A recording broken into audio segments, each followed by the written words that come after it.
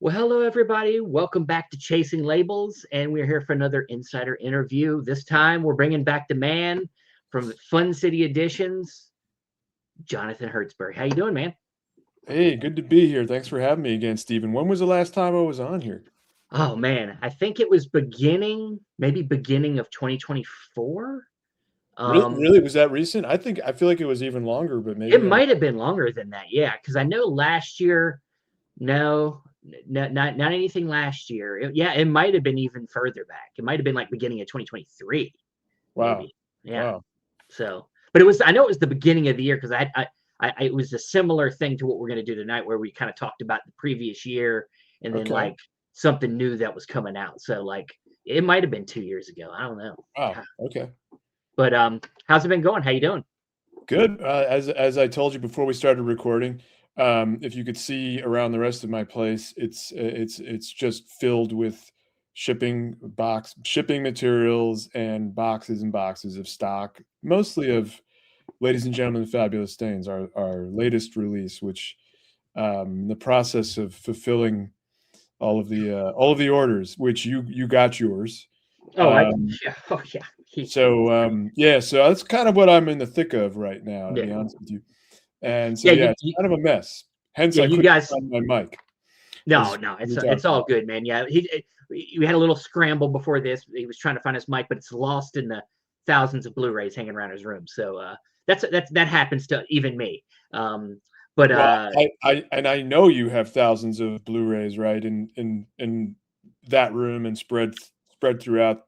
Well, maybe not throughout the home. I mean, my wife sometimes finds them in weird places. I'll watch something, sit it somewhere, and yeah, it happens. It happens. It finds its way into weird places. But and shelf space is premium, and I'm running out of it down here, so it's gonna start going somewhere else. Um, but yeah, man. Yeah, it's been a while. And we're gonna talk about a couple of your most recent releases. You just brought up ladies and gentlemen, Fabulous Stains, and mhm, also Goodbye Columbus. They're going to be two ones we're going to kind of highlight tonight. But okay, before we do that, I'd like to talk about 2025. yeah, I think this was a really I feel like this was a really star-studded year for Fun City. Like it's like you had a lot of like kind of unknown gems, but with like heavy hitters involved, like something like the Nicolas Cage and Sean Penn starring Racing with the Moon here to yeah, begin the yeah, year. yeah, You had my favorite, I think, from last year, which was Sam Elliott in Lifeguard. Um, yeah. That's been a really love. popular one. That's been a popular one. You also had, of course, the John Sayles directed Baby It's You. Hmm. And we had the Robert De Niro, Meryl Streep falling in love. Yeah, and I And think then, that's the biggest. That maybe is the two biggest stars. Like you're talking about star-studded, right? well, I mean, just like in the sense of cinephiles, I mean, getting John Sayles, getting that, Breaking Glass was the last one we had here. And of course, at the beginning of the year, you also had the Welcome to Fun City kind of trailer reel, TV spot, all that kind of stuff. Yeah, right, right, right. So, That was last year uh, too, right? yeah, right at the beginning of last year. And now you got a standard edition that just came out. So that's Yeah, good. yeah. So, We had a little run on those, and so we did a second press, which wasn't originally planned, but yeah, it was talked about on another podcast, the Big Picture podcast. okay. Do you know that one? Yeah, yeah. They talked up Welcome to Fun City, and the next thing I knew, it was like, oh, I got to repress these. So that was cool. That's That's awesome, man. the only time that's happened where it was like, I was like, why am I getting suddenly like a run on? Because it had been out for a little bit, and then Yeah. yeah, that's what it was. So, Sometimes, yeah, the right people are talking it up and just getting the word of mouth out there. People are like, shit, that's what that was? That sounds yeah, cool, man. Let's get it. Yeah. so that's what we got to do here tonight, right? Like, Well, dude, I don't think you need what do that. we could use some help with falling in love. Yeah, that's Okay. All right. I mean, look, if you can't get into that one just because of the two stars, I don't know what to do for you. But yeah. You know, it's funny. I mean, you know, a lot of these movies, even though, yeah, like you say, big stars like De Niro and Streep. I mean, you two of the biggest ever, two of the best to ever do it. And it's a Fun City movie. You know, it's made in New York. It's got other big actors in support, and it was kind of when it came out, it was a disappointment. You know, but it is surprising. It's still a sleeper. It's Yeah. still that's yeah. And then you Well, mentioned you Lifeguard. know, Lifeguard, that dude, one is I Lifeguard. love I loved this Lifeguard, movie. people a little more excited. That one's one that people got really excited about. Yeah, you know, I'd obviously never seen it when I watched it finally, and you know, I'm a big um I know this is not it's kind of maybe a weird comparison, but like it made me think about like something like The Swimmer. Um, you know, like I kind of mean, I like a like it. I'll take it. you know, like a contemplative movie about a man who's like later in life and he's like not sure, you know, obviously in The Swimmer he's like going through something like where it's like he's not quite like understanding his reality. Yeah, And it's similar, like this is a man who's like kind of stuck in this like lifestyle that's not really like good, you know, like and then this younger girl shows up and wants to like, and he's like, nah, like I don't think this is right. Like maybe a little bit younger version of Samuel Elliott would have jumped on that chance, but like it's I just love movies that are very like kind of meditative on like men in like middle age and they're like trying to think about like where am I at in life. Like I love movies like that. yeah. Well, I feel like we have. I feel like that's. I feel that's a good. I feel like a number of our films probably fall into that category in the FCE catalog for For sure. sure. Yeah, I Yeah. like it. I love it. Um, but yeah, so with 2025, what was like is there any surprise? You said that Lifeguard was a big hit. Is there any other ones that came out that you were surprised by the reception on them? Yeah. Yeah. Well, I was surprised about the Welcome to Fun City. Yeah. That I that to me was like a low hanging fruit kind of thing to do, but I wasn't quite sure how it would get Yeah. received. And that one, yeah, people really dug the concept. Which for those who don't know, it's a collection of trailers of all movies made in Fun City in New York of the 60s, 70s, 80s. So I just saw there had been so many trailer compilations in the past that kind of focused on different genres and stuff like that and grindhouse kind of stuff. And I just thought, well, there's so many other good New York movies that would never fall into any of those categories. So we should just do it as New York movies. And then we can put genre stuff alongside dramas and, you know, prestige movies and things that wouldn't fit on one of those normal trailer compilations. And I love trailers, and, you know, Yeah, so yeah. yeah, so that was a lot of fun that one's a lot of fun to do, and it continues to be that one continues to move. Yeah, I said Lifeguard. um Baby It's You, even though that had come out before on Blu-ray years ago, our version has a lot of addition. I did a lot of new interviews and stuff for Yeah. that one. I thought that was a movie I really have always loved.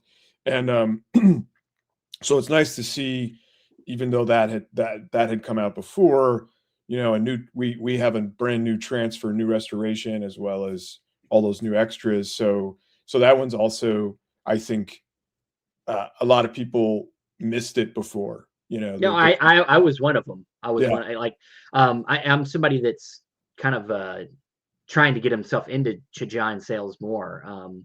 And so is a director I've kind of missed. So so getting this was like, oh, an early John Sayles film. Let me jump in. This is one of my first ones. I mean, I've seen Matawan, hmm and I have Lone Star, and I need to watch it. But yeah, so it was good to get one of his early works and solid. I loved it. And you know, it's never a bad, you know, some people complain about re-releases. Of course, like you said, this is a new transfer, but there's always a chance you're going to reach somebody else when you're exactly, putting something. exactly, Yeah. right. Because there's a lot of people that got into this hobby more Or just getting recently, into it. or Yeah. just getting into it. Yeah. And so, yeah, there's so much stuff that's already come and gone that's come into print and out of print. Yeah. And yeah, and Baby It's You really fits our, I really feel like that's the kind of title that that fits the brand identity. And it's a movie I've always loved. So so that was so much fun to do. And then just that's a movie that where so many of the people are still around, Yeah. worked on it, and they have such strong feelings for it that everybody was so positive about it. So I was able to get all these great interviews because everyone was like, "Yeah, I'll talk about it. That's one of my proudest moments." Yeah. And then just the other day, last week, at Film Forum here in New York, they did a screening of Baby It's You, and they had the producers, Griffin Dunn and Amy Robinson there, and the star Rosanna Arquette, and it was a sold out show. Wow. And it sold out in like 5 days or less. And it was great. I think there were so many people that hadn't seen the movie before. They hadn't seen the movie, hadn't seen our Blu-ray, hadn't seen the movie at all. And it was a younger audience, which I like to see as well. And it went over really well. Like That's great. And yeah, really dug it. that's a good thing about like when you guys decide you're going to restore a film and then it plays, you starts to play sometimes in theatrical events like that. And Yeah. not only is it a good way to introduce people, but even maybe a chance for, the Blu-ray to get, some more sales, Yeah, like yeah, yeah. absolutely, absolutely. And they did play it was the new restoration that played. Yeah. And look, because there's no print, there actually is no print of the movie that circulates or that's in any Yeah. condition to circulate. So yeah, they played the new restoration, and then it was a great Q&A. And I have to say, lots of the stuff that was shared in the Q&A is in that you if you missed that event, it's in the Exactly. Blu-ray. There you go. Between all the interviews, that most of the stories, I'd heard some of the stories before. Yeah. But yeah, so that's been that one's been a real nice, that one's been a pleasant surprise. You mentioned Racing with the Moon, I mentioned Falling in Love. Those ones remain. I would like to see. Those are sleepers, and I love Yeah. sleepers, and that's how I describe a lot of the movies that I I I've gravitated to over the years are Yeah. movies that were kind of slept on and kind of often looked past or overlooked. Okay. And those ones, I'd like to see a little more action on them, to be honest with All you. right, so them two, I'm gonna focus on, and I'm gonna do reviews on both of them and see if something happens. See if something happens. Yeah. See what something happens. Um, I don't know if I have the audience as big picture show, but yeah, yeah, right. yeah, Well, I we'll mean, see. well, yeah, there's time yet. There's time yet. How Yeah, long yeah. you guys been doing this show for? Oh man, God, has it been 5 years, 6 years? I don't know, something like So that. you've been doing it like around the same amount of time that we've been doing Fun City. Yeah, for sure. Yeah, I think Hmm. I think our first interview with you was when you were still with Vinegar Syndrome as a partner label, and So have we done more than one in the past I already? think we've done two other interviews. Oh, wow. Okay, I cool. think so. It's But definitely been a while. It's definitely it's been a while. dude, So I don't have a good memory. Like yeah, I'm not good at this. But I haven't done one, and honestly, I haven't done one of these in a little while either. So yeah, it's good to be back, and there's definitely plenty to talk about. So well, so yeah, if uh, you want to talk about some of the new stuff, let's um, do it, man. I was gonna say, good transition. You talk about Baby It's You. Another relationship film was one of your new releases, and that's Goodbye Columbus. yes. Um, Once again, of course, something I had not seen, but I Mhm. am so glad I saw it. This is, I think, a hidden gem, guys. I think if you're a fan of something like The Graduate, which is obviously referenced a lot in the text here. I was reading through the Yeah, booklet, which is the booklet has really great kind of contextual information about what was going on during pre-production through filming and into post and stuff like right. that, and kind of the legacy of what this film is. And um, yeah, please tell us about your introduction to finding this film and why it was something you felt you wanted to release. Well, so it's based on a Philip Roth novella. I think it's his first, and it's the first of his books anyway to be adapted into a film. And there haven't been that many. There haven't been too many successful ones. This movie, I actually hadn't seen it until the last few years, and I think what's surprised me is this movie was a huge hit in its day, Yeah. and and people of the generation who were young people when it came out, they all saw it. It's like a movie. It's like one. I have to say, like, it's one of the only movies that I've released that I could mention to my mom, and she's like, "Oh, I love that movie." Yeah, she Yeah, knew it.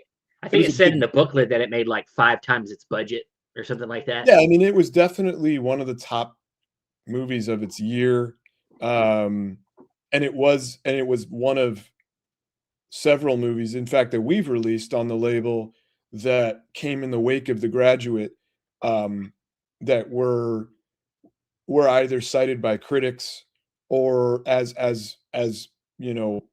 similar in some way to The Graduate, or that the filmmaker or that they made it trying to do something similar or capture some of the audience share that The Graduate did. So this movie is definitely we have this movie, we have T.R. Baskin is another movie that got a Yeah. lot of Graduate comparisons when it came out.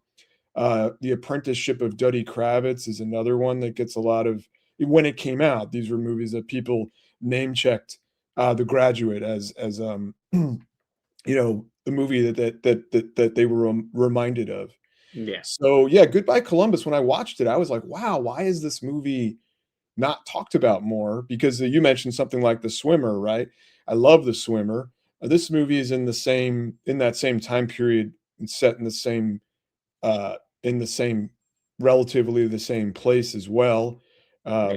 We're talking like uh, Connecticut, New York, Westchester Yeah. County. It's very and then some of the and then the cinematographer for this movie, Gerald Hirschfeld, later shot, or around the same time, maybe the same year, shot Frank Perry's next film after The Swimmer, Last Summer. This is Mm. all covered. A lot of this is covered in Bill Ackerman's very thorough audio commentary. Yeah. Bill does more research and goes deeper than most people, if anybody, on these commentaries. Uh, and anyway, thrilled to have him. He did the audio commentary for this. Jim Healy wrote the booklet essay that you mentioned. So anyway, I watched the movie and I thought, man, this movie's funny. It's also sad. I like films that are more I like films that are overall like a dramatic Yeah. films, but that have comedy within them. I think than the other way around. That's kind of just the way my brain works. And this movie Yeah. is one of those. I would say it's a drama before I would say it's a comedy, but it definitely has funny stuff. But it's dark. It's dark, and it Oh turns yeah. and it's kind of a. This is a movie about a doomed romance. It shows "Baby, It's You," and Yeah. so are probably some other films that I'm forgetting at the moment that we have in the Fun City catalog. Yeah. Um, but not without its pleasures. And it looks beautiful. The restoration they did is that Paramount did in this case for our release is, I think, gorgeous.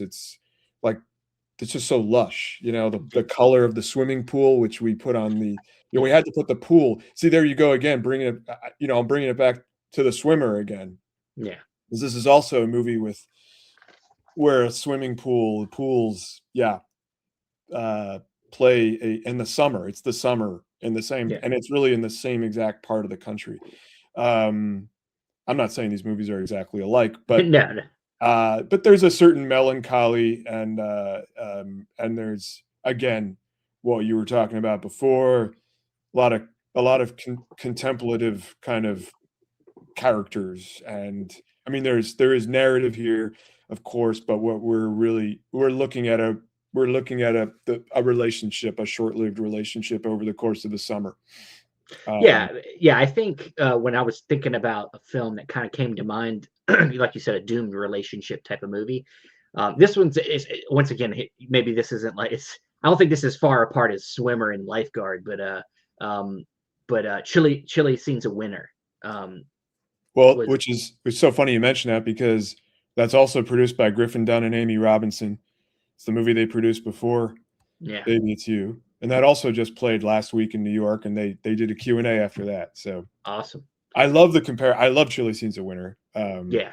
Yeah, in that film you got a marriage that's like, already, and the man doesn't really understand why, like, that it didn't work. And like he's like through the movie trying to like, and he finally gets it like the end, I think, like kinda, you know. But that's similar to this, like I think, but it's like the man kind of I think goes into the relationship knowing it's not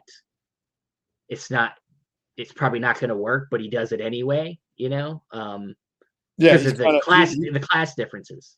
yeah. That to me is actually the most the thing I find the most interesting about the film is the sort of class the the clash of class culture.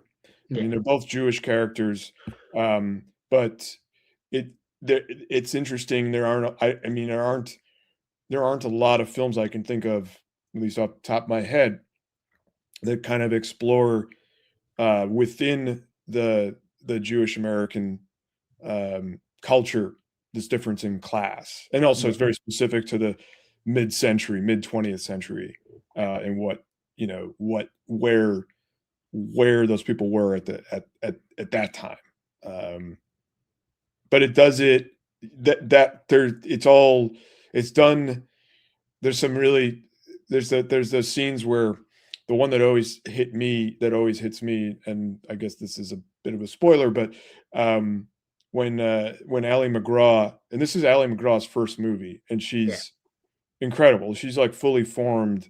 This is the movie that she did right before Love Story, which is one of the biggest hits of all time, and kind of saved the studio. That saved Paramount. Um, that's before The Godfather. Anyway, Ally McGraw takes Richard Benjamin up to this like secret attic in their house. They live in this large house, and it's like where their old furniture is stored from when they were poor. And yeah, that scene really hit me. Like that was, I thought, I don't know of another film. I don't know where that's been portrayed before. yeah, Um, stuff like so. This movie has stuff like that I think is really like historically it's interesting just on a historical, sociological level. yeah, So yeah, I mean it gets like I say, it gets people kind of forget this movie, and I think it fits in with a lot of the other new American new wave films. A lot of the other it fits in with a lot of the other more famous films that people think of as emblematic of that era of or think of as being really what make that era in filmmaking exciting. for sure. Because this is a film that doesn't really shy away from characters doing ugly things or being unlikable at times, and I don't know. I'm drawn to that a lot. A lot of people. It's so funny when you read the reviews. I always look on Letterboxd to see how things are being read, and it's interesting just to see how often. And this is true for a lot of our movies. People are like, I hate all the characters, or I don't like I don't like the protagonist. Yeah, And then they can't. And for them, that's like something they have to point out as something that they had to get over. They had to get over that to it, like yeah. the film. It, Um, it's funny because like I feel like I think we went through a period in filmmaking where everybody wanted things to aesthetically look realistic, mhm. but it's like they have an issue with like the content of the film being actually true to life. You know what I mean? Yeah, Like you yeah, know what I mean? Like they're like, ooh, everything needs to look like The Dark Knight, gritty. Like popular filmmaking. That's what we want.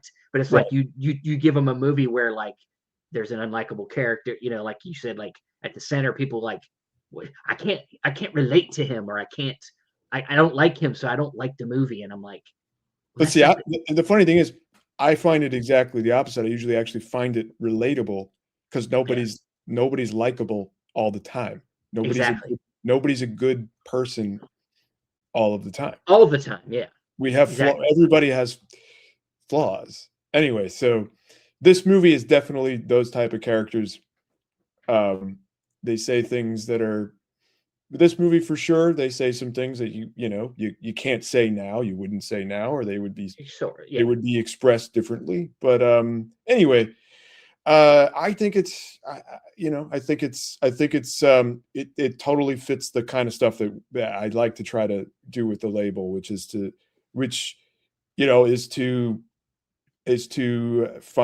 help find a new life for a film that either was once popular and isn't as popular anymore or remembered now, as in the case of Goodbye Columbus, or something else that like never was really seen, never really had its moment. And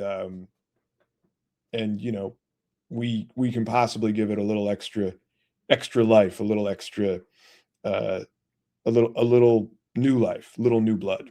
Yeah. A And it's little great when rethink. if people are around still that worked on the film or made the film, I Yeah. mean, that's the best. That's the It best. is. It is. You did get. I watched the new interview you did with the composer.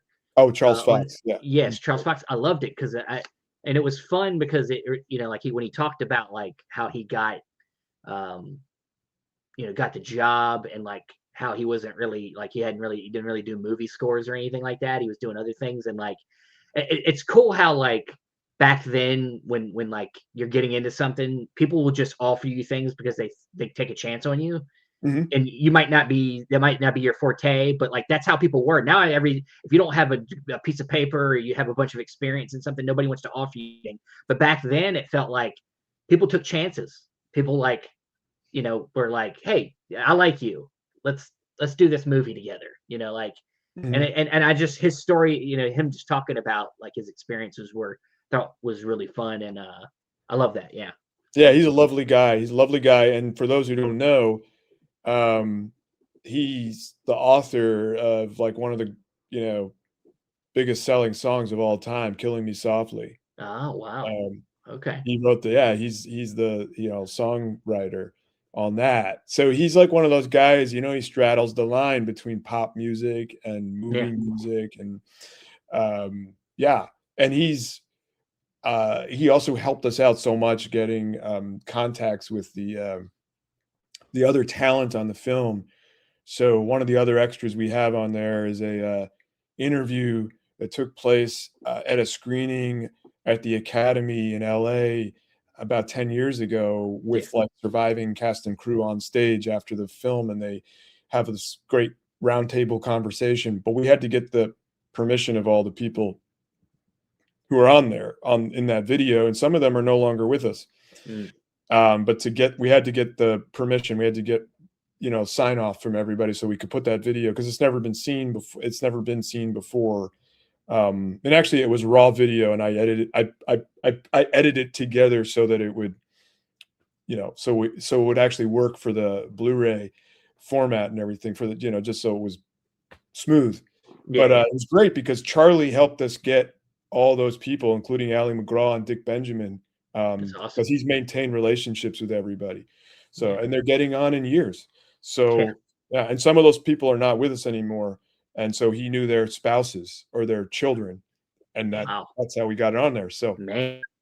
yeah, Yeah. so Yeah. it's really good after you watch the movie. I think that's a really good thing. It's a really good little extra.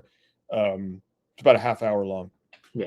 In Yeah. addition I to still haven't watched that one yet, but I'm definitely gonna do that. if yeah, you will it's really good because they really cover, they really cover how the movie got greenlit, how it got developed, and then stories about the making of the movie. And it's just great to see like Ali McGraw, both Dick Benjamin and Ali McGraw have some really poignant stories about what the movie meant to them in their careers and in their lives. So Yeah. yeah, I'm glad we were able to include it. Awesome.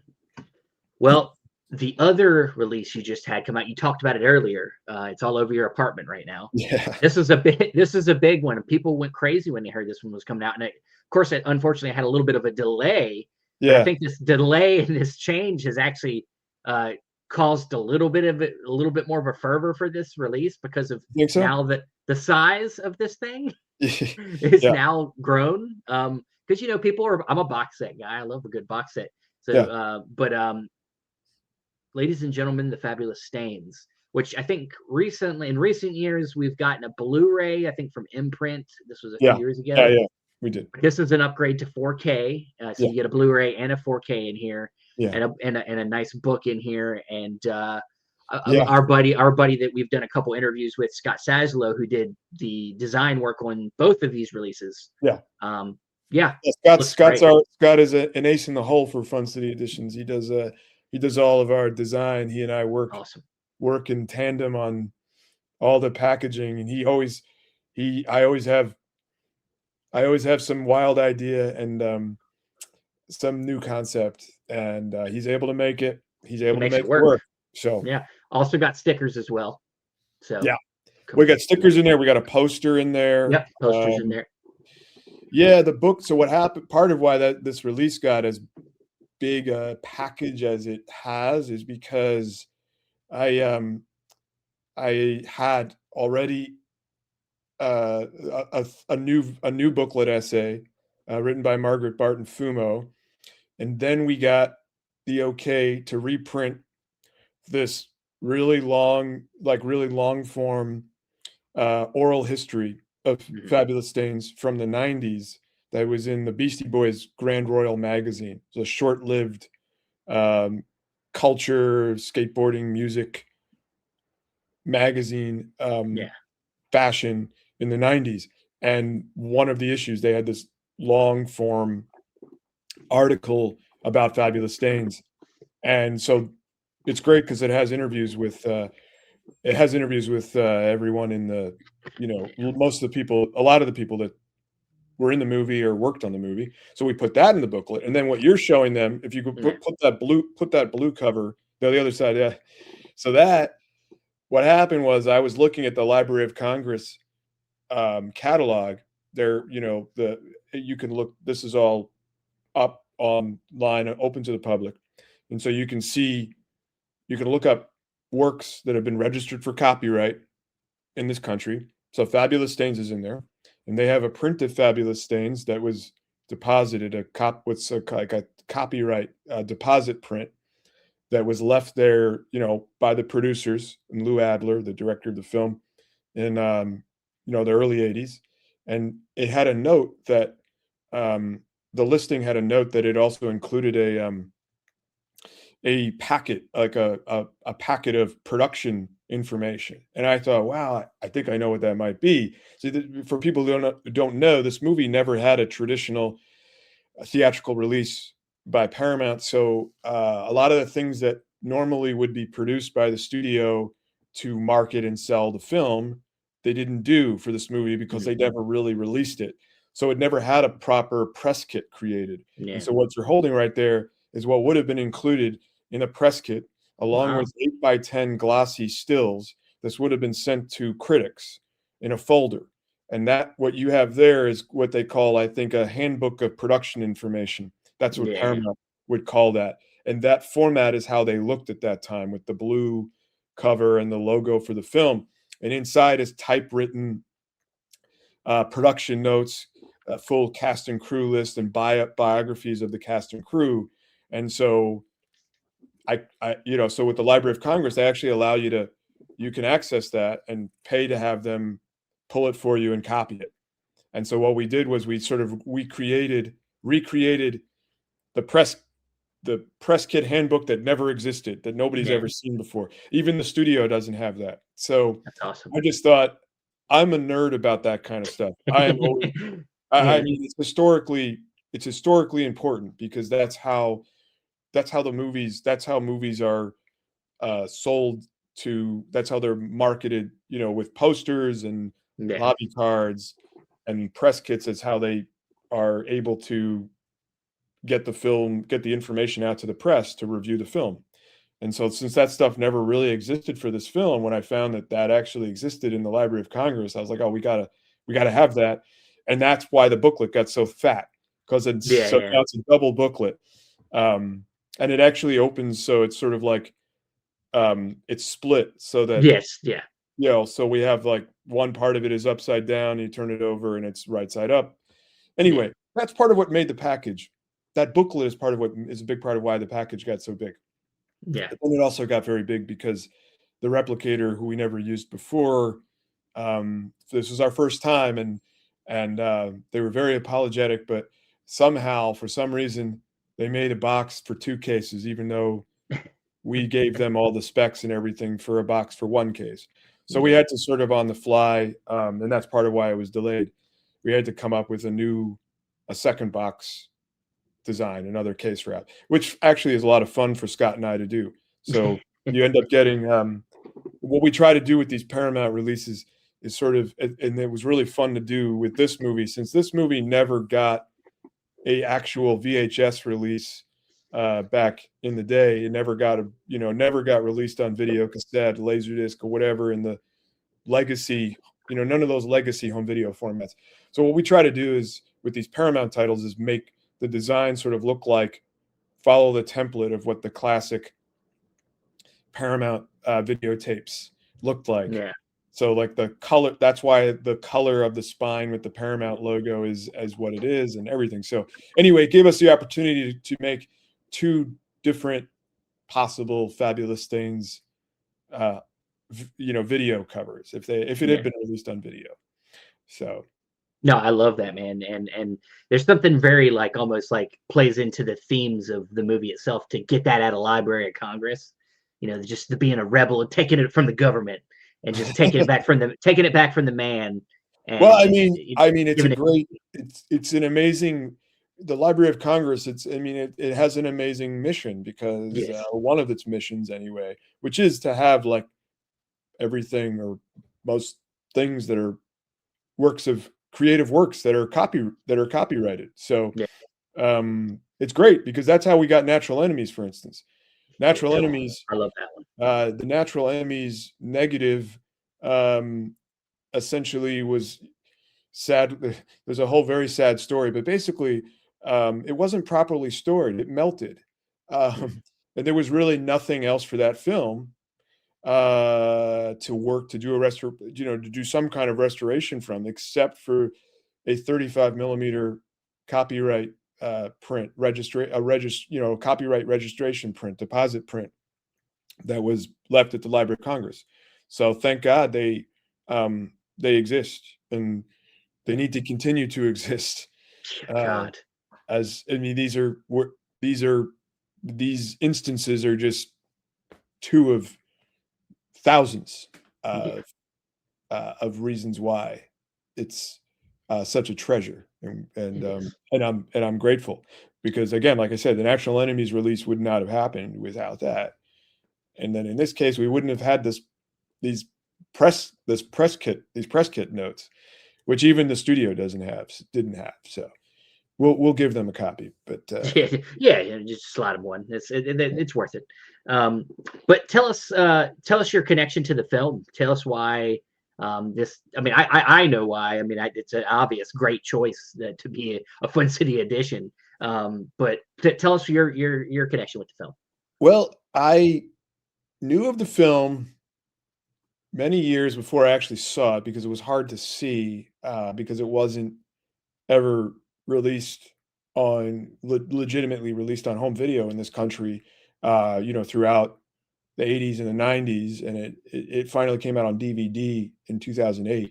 So I knew about the film because I kind of had already kind of was from at a pretty young age. I was pretty interested in and kind of, you might say, obsessed with films like this that had kind of slipped through the cracks that weren't on video, oftentimes because of music music licensing issues. And that was part of why this movie wasn't available for so long. So I knew about it. But I didn't actually see it until, I guess, sometime in the very early 2000s via a bootleg, which was probably maybe, came from a cable showing, because that's how people would have seen it. Unless they saw a theatrical screening, a rare theatrical screening, it would have been from cable screenings. And then a lot of people saw it when it was on basic cable, when it was on a show on USA in the 80s called Night Flight. And we actually have and Breaking Glass is another one of these films that also became very more widely known in this country because of being shown on Night Flight, which was just this really cool kind of smorgasbord of just really kind of culty, out there movies and shorts and music videos and experimental films and shorts. And so we have Stuart Shapiro, who's one of the co-founders of Night Flight, do a little booklet essay, a little booklet write-up in both the Breaking Glass and the Fabulous Stains booklets. So anyway, I was interested in this movie for a long time, and then it came out on DVD, which was a whole big deal. Like I say, back, I think it was around 2008. It's almost 20 years ago now.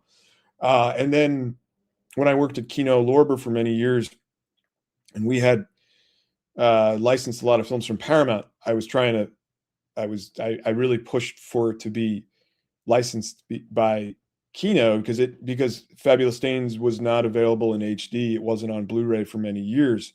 So I tried for a long time, but it was too expensive, I guess, at the time. And anyway, so it didn't happen at Kino. And then I wanted to do it. I was really hoping to do it for a while with Fun City. And when we were able to establish a relationship with Paramount, it was like the top choice that it was the thing that really was the whole reason for me to do it. Because again, it hadn't come out. And this was before this imprint Blu-ray came out, which, so for whatever reason, an Australian label was able to put it out first. But we were working on it. It was something I was working on for quite a while. Some of these deals take a while. They can take quite a while. That deal with Paramount took, it's been 4 years. A crazy amount of time for it to come together, for us to finally license the titles and put them out. So anyway,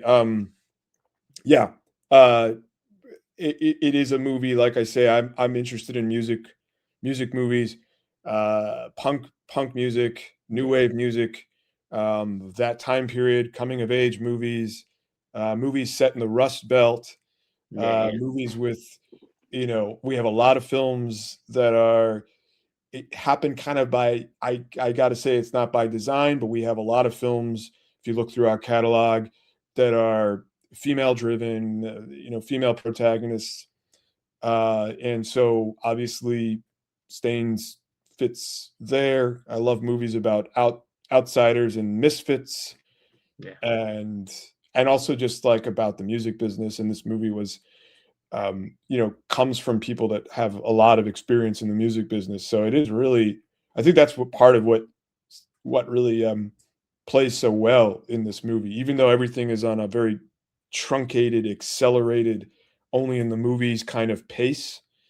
This movie, like, everything's time compressed, but a lot of what you see, I feel like, is very authentic to the experiences of artists, producers, label people, and that's because the people that were making this film, between Lou Adler, who directed it, and Caroline Kuhn, who was a consultant and did the costumes and like the whole look of the Stains, and she was managing the Clash at the time that this movie came out, and so that's part of why you have Paul Simonon in there, and then even though her name is taken off the film, Nancy Dowd, who wrote the screenplay, and she had written things like Coming Home and Slapshot. And that's another really cool thing about this movie, is that it takes place in the same town, fictional Rust Belt, Pennsylvania town called Charlestown, which is where Slapshot takes place. Nice. Which is pretty cool too. So that's something I would love to do, as a double feature of Slapshot and Fabulous Stains, because they both take, it's a fictional town, but it's based on Johnstown, Pennsylvania.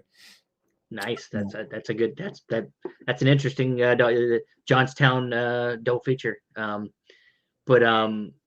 So, like, what is it about?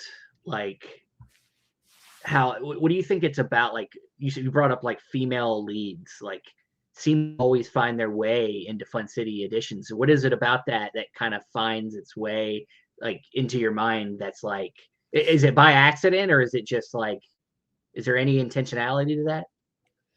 No, I honestly, that's why I said it's not really. I never really, the label I've never really envisioned it as having such a specific focus. Yeah, yeah, It's always been kind of a little bit of a make it up as we go in a way, and just sort of go by feel.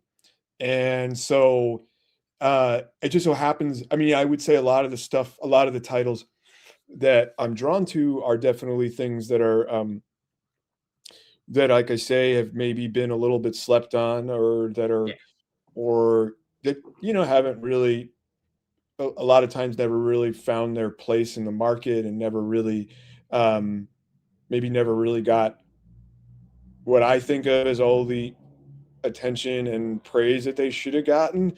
And I don't know. I mean, so that's really the more of what the focus is. It just so happens, I think, that a lot of those films are films that are, Have a that focus on women. female centric point of view, maybe. Yeah, It's there are a like lot kind of of films that are that were made in part or by women, or just feature, a a a woman protagonist or women protagonists. Yeah, it just, so it's not intentional. yeah, But it's a night, I will say, when I look at the catalog, I'm like, oh, it's kind of nice that there is this there I think there are multiple through lines in the catalog. I think there's multiple connections that you can draw between the films. But I think when I look at it, I say, oh wow, yeah, it's kind of nice. Like when I'm doing my I remember when I'm doing the website and sort of putting a new front page image on. And if you look at our website, it's kind of like, if you scroll down, it just goes to the older title, the newest titles at the top. And I just remember at some point it was like, man, we don't have any dudes. There's no guys here. yeah. um, There was that period where it was like heavenly bodies and like paradise and yeah, like it was yeah, just like, oh yeah, yeah. We had Tiara Baskin, and yeah, I remember, yeah. So anyway, it's not. I can't say it was like such a deliberate thing. It's yeah, more. I like to think everything has been more organic. It's been a more of a, like I say, in some ways, make it up as we go along kind of thing. yeah, So, but I like when I look back and I say, oh well, we have some. I think some great female. I think Baby It's You, for instance. I mean, Rosanna Arquette. I've loved that movie for. I mean, actually, at this point, most of my life. I saw it when I was quite young, and Rosanna Arquette is just she's just such a force of nature in that movie. And yeah, so I mean, like I look at that, I'm like, there is one of the great performances, not just, I mean, great performances of the 80s, say, just like uh not even women performance, just a great lead performance.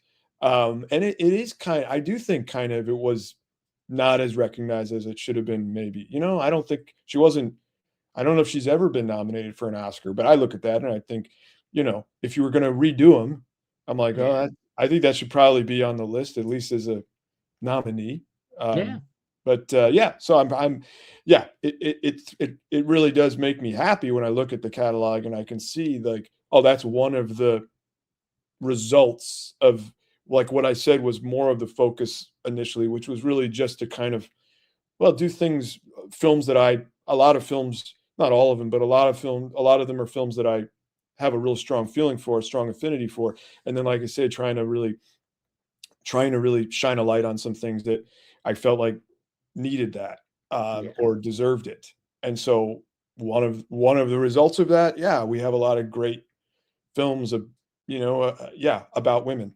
yeah. Uh, No, yeah. I mean, I think sometimes that stuff we know that through history, females have struggled to get anything, to be filmmakers, to be the stars of things, and mhm, then to get them seen is it's always been a struggle, not only for any marginalized group. And you talk about great lead performances. In this one, of course, Diane Lane gets to be the leader of this group and kind of be the kind of, I mean, like we also have Laura Dern in the band, but yeah, like yeah, yeah. she gets so kind of They're overshadowed in a both so way. young. They're both so Yeah, young. yeah. Yeah, yeah. But No, it's it's impressive. I mean, and Diane Lane really does. I mean, she is.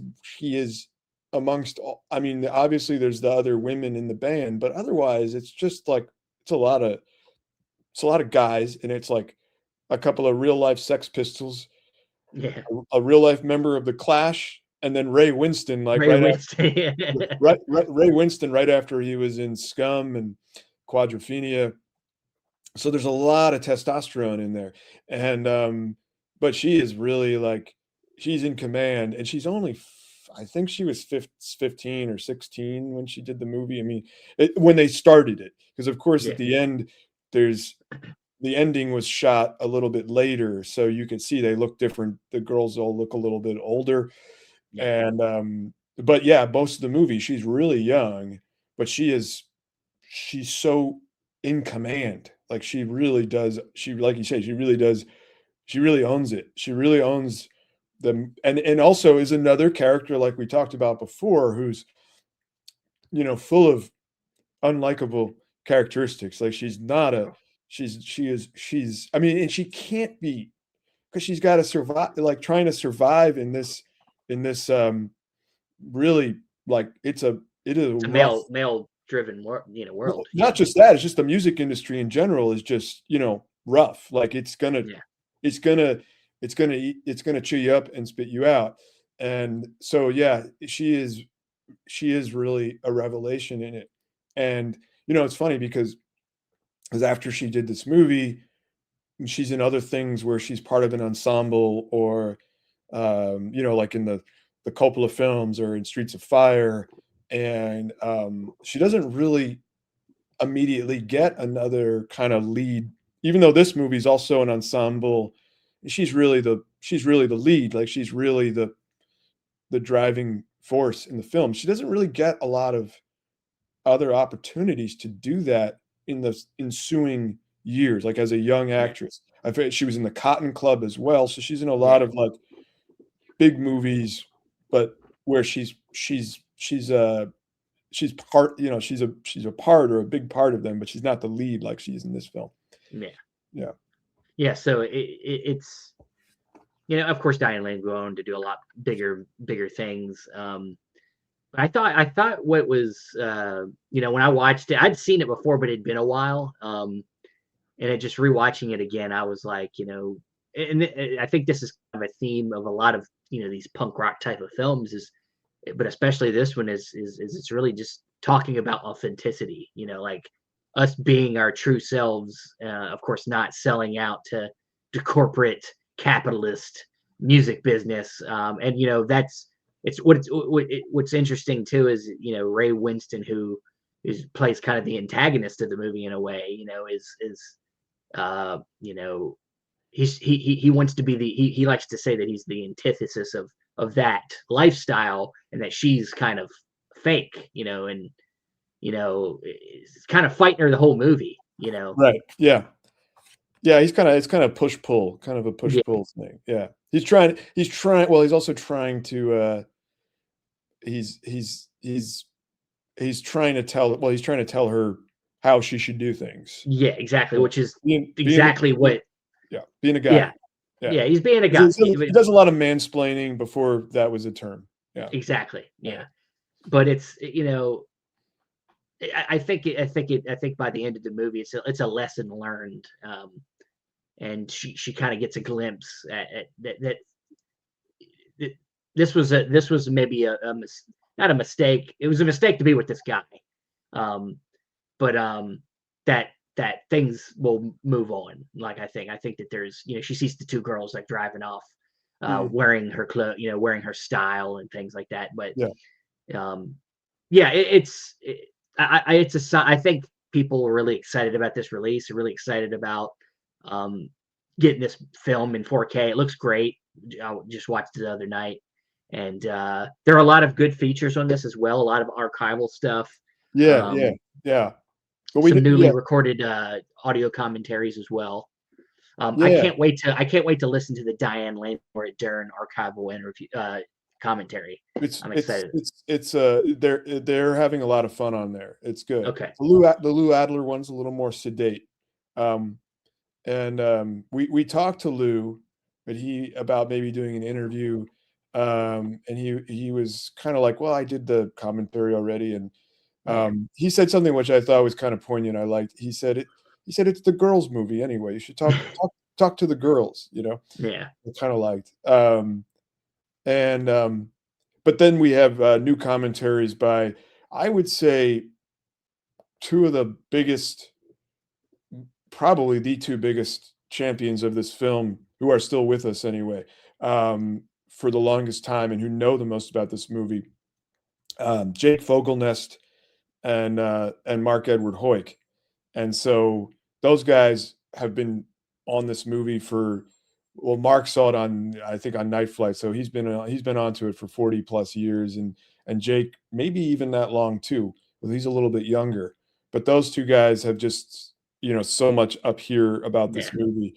And so yeah, I just thought we got to have those guys on here. And I mean, I know them, and Jake did the commentary, for instance, for Party Girl, which was great, and for us, and Mark did one for Breaking Glass, so it was just kind of the companion piece to Stains.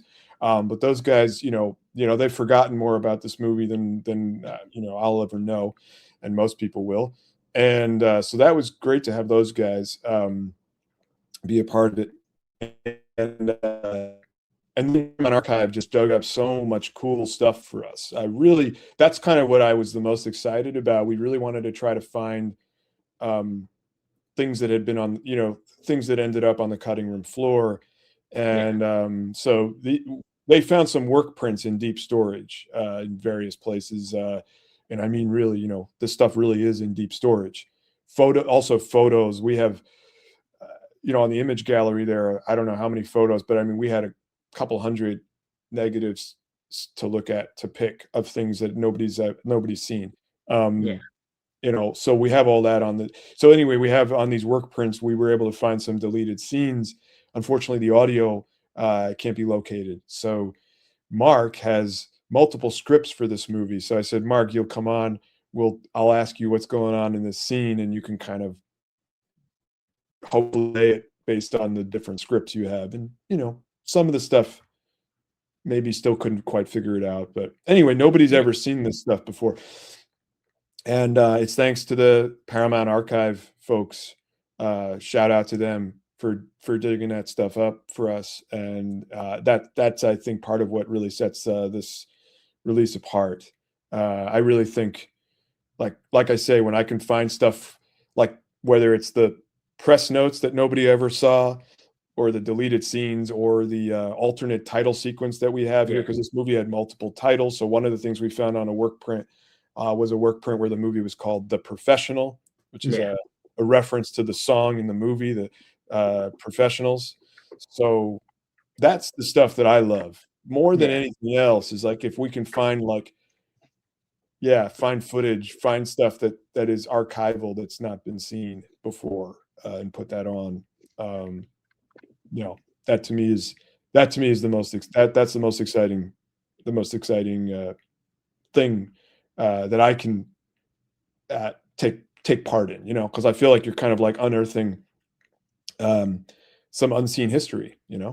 so That, and just being able to put your stamp on the release, it's, like if you're just putting out the same features that another release did, like yeah, it's like what are we doing? I mean, obviously, yeah, we're getting the upscale and the quality of the film, but yeah, a lot of us collectors, we're looking for supplemental features. That's really a big deal for a lot of collectors. So yeah, yeah, doing yeah, that extra, putting in that extra effort for us is always appreciated. So that's, and you're a collector yourself, so what we're looking for, and that's why I personally keep coming back to Fun City Editions, oh, thank you. and keep paying attention to what you got.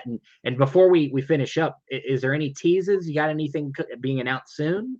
Well, we did already. Well, so yeah, we have another 4K. Our second 4K UHD coming will be the Paul Morrissey film Spike of Bensonhurst from Okay. 1988, which is a really fun Brooklyn set, kind of mob adjacent comedy, but done in a way that is very unique to Paul Oh, Morrissey's Paul Morrissey, yeah. sensibilities, but it's kind of, for Paul Morrissey, it's kind of more of a, you could say it's a big film or like more mainstream, even though it's still, um, that's all relative, that's Yeah, relative to his filmmaking. But it's still kind of it's pretty wacky. I'm very excited about that one because it's really not been seen. It's definitely been out of circulation in this country for almost, for 30 something years, I guess. So we have that one coming, and from the same company, the same production company that we licensed Spike of Bensonhurst from, we also licensed a film by David Burton Morris called Patty Rocks, okay.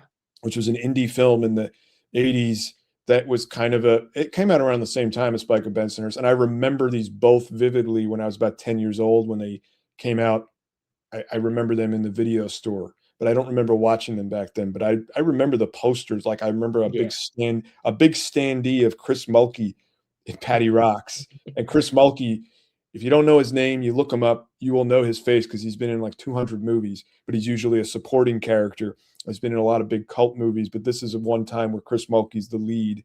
And it's a yeah. male buddy movie. It's a toxic male buddy movie. But Like a Mikey and Nikki, kind of like yeah, I some, guess, I a didn't little bit thought like. about that, but it's funny you mentioned that because I just rewatched The Heartbreak Kid last night. So Elaine Oh May. yeah, yeah, But yeah, Patty Rocks is definitely it's pretty. The language is going to be kind of eye opening for people. It was rated X originally because of the language, and then they yeah, on appeal got an R. But in its third act, it kind of goes in some surprising directions and is a little bit more than what you might think it's going to be in the first part of the movie. So yeah. pretty excited about that one too, because I don't think that never came out on DVD even. Um, so we've got those coming. Not sure what else we can quite tease just yet, but we have some there is some very exciting, really exciting stuff coming that I'm really looking forward to sharing some news on soon, very soon. Good, good, good. Well, we'll just have you back to talk about them when they come out. I would love to, and I Yeah, mean, and I think you'll be. I know there will be something in there, at least one thing that will excite you, if not more. But definitely lots more stuff that you would expect from us, but maybe not from the most expected places. okay. Well, I'm excited. You got me excited, man. Guys, if you haven't yet, go ahead and get your orders in while you can for these nice limited edition. You have to go to Fun City Edition's website to get these full-on limited edition cases. So please go there and put your orders in. Of course, goodbye Columbus. Don't sleep on this one. Don't let this be a sleeper. Just go grab it. Trust us, please. Johnathan, thank you. Thank you for joining Hey, me. thank you so much, Stephen. Really appreciate it, No and problem. I look forward to coming on again soon with maybe later this year. We're gonna do it. Let's do it. Let's do it. All right, man.